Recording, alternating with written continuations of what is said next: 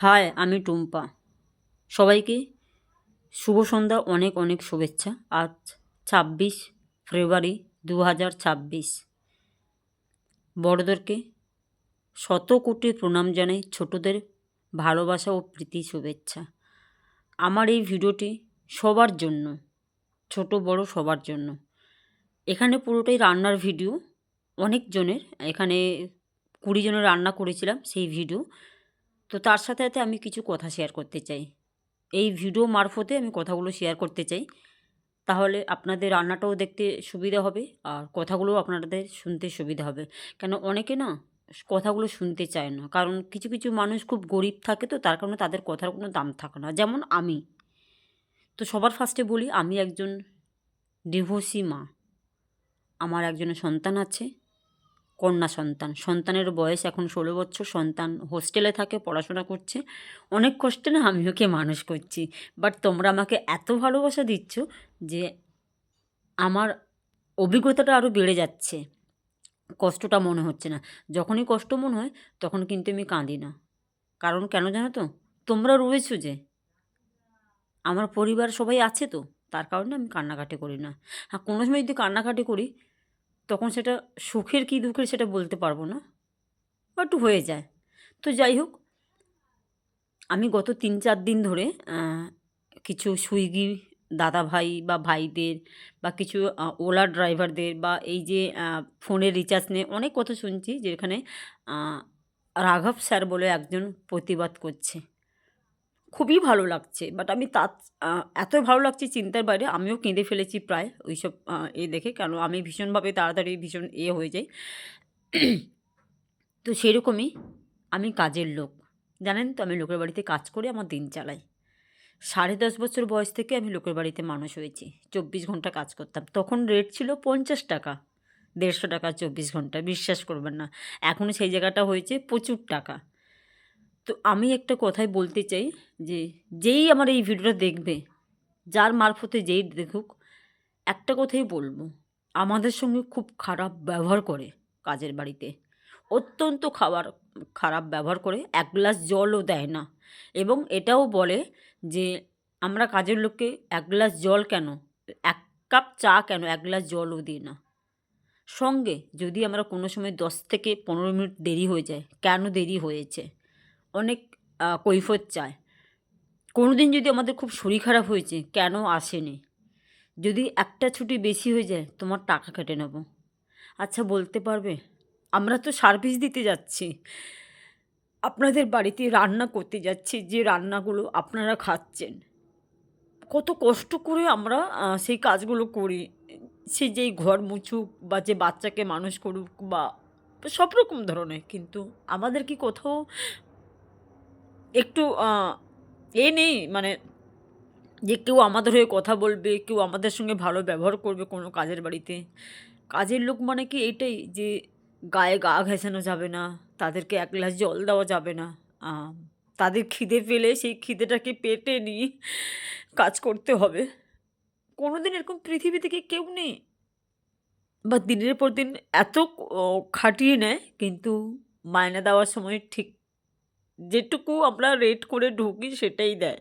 Otherwise তার ৳১ ৳২ বেশি দেয় না। তো আমি জানি না, আমি বহুদিন ধরে এই লাইনে আছি। বাট অত্যন্ত খারাপ ব্যবহার পেয়েছি এবং পাচ্ছি। বাট তাও মানিয়ে নিয়ে চলছি। কারণ আমি মা। আমার একটা সন্তান আছে, যাকে মানুষ করতে হবে। যে পথ চেয়ে বসে থাকে যে আমার মা আছে। আমার মা আমাকে পড়াশুনো করাবে। আমার মা আমাকে খেতে দেবে। আমার মা আমার জন্য সবকিছু করবে। কিন্তু কাজের বাড়িতে এতটাই খারাপ ব্যবহার করে, যদি কোনোদিন রান্না খারাপ হয়, হয়তো তাকে থাকলো ১ মাস ২ মাস। ওরাও ভিতরে লোক খুঁজছে, সেটা আমরা কেউ জানতে পারছি না। মানে যারা কাজ করে তারা জানতে পারে না। ভিতরে লোক খুঁজছে। লোক নিয়ে নেয় আমাদেরকে, মাস শেষে দুম করে হাতে মাইনে ধরিয়ে বলে কালকের থেকে আসতে হবে না। আচ্ছা, এগুলো কি ঠিক করে? এটা কি ভাবে না যে আমার এই ৳১ জন্য আমি এই ৳১ দিলে হয়তো তার সংসারে খাওয়া জুটবে, তার সংসারে ভাত, চাল আসবে, তার মেয়েটা হয়তো পড়াশোনা করবে বা তার সন্তান হয়তো এই টাকাতে সংসার চলবে? কেউ ভাবে না। এটা কেউ ভাবে না। তো তাদের উদ্দেশ্যে বলবো, প্লিজ তোমরা আমাদের মতো লোককে না ভেবে, না শুনে দুম করে ছাড়িয়ে দেবেন না। অনেক কষ্ট করে আমরা তোমাদের মতন বাড়িতে যাই কাজ করার জন্য।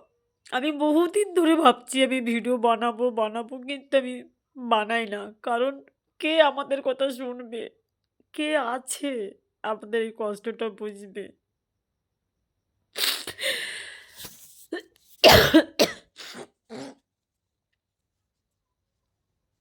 কিন্তু আজকে বাধ্য হলাম। যদি আমাদের কষ্টটা কেউ বোঝে, পৃথিবীতে কোনো কোণায় যদি কেউ থেকে থাকে, তাহলে আমাদের মতন কাজের লোকদের কষ্টগুলো বুঝবে। তখন হয়তো আমরা ভালো কিছু পাবো। সেটাই আশাই করছি। অনেক সময় হয় না? এত খিদে পায় এই বাড়ি থেকে ওই বাড়ি, ওই বাড়ি থেকে ওই বাড়ি। বিশ্বাস করবে না খাবারগুলো ফেলে দেয়, নষ্ট করে কিন্তু কোনোদিন আমাদের মতন কাজের লোককে খেতে দেয় না। হয়তো একটা রুটি বা একটু হয়তো তরকারি দেবে। তো তোমাদের কি কমে যাবে? কিন্তু তোমরা আমাদের মতন কাজের লোকদের সাথে খুব খারাপ ব্যবহার করো। কিন্তু সবাই তো আমরা মানুষ।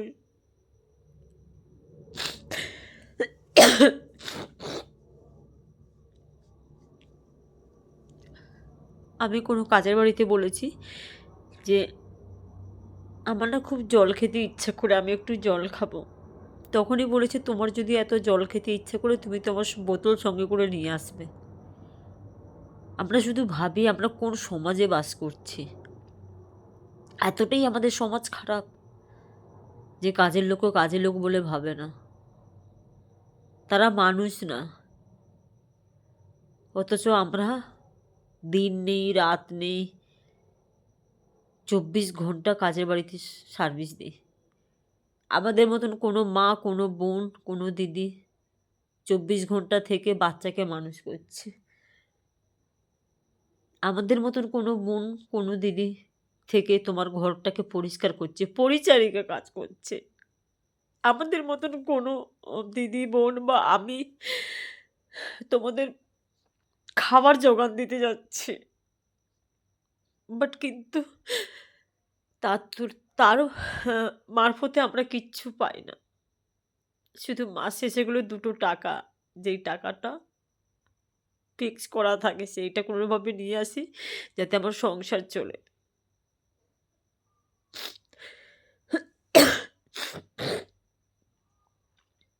আমি আর কথা বলতে পারছি না। আমার ভীষণ কষ্ট হচ্ছে।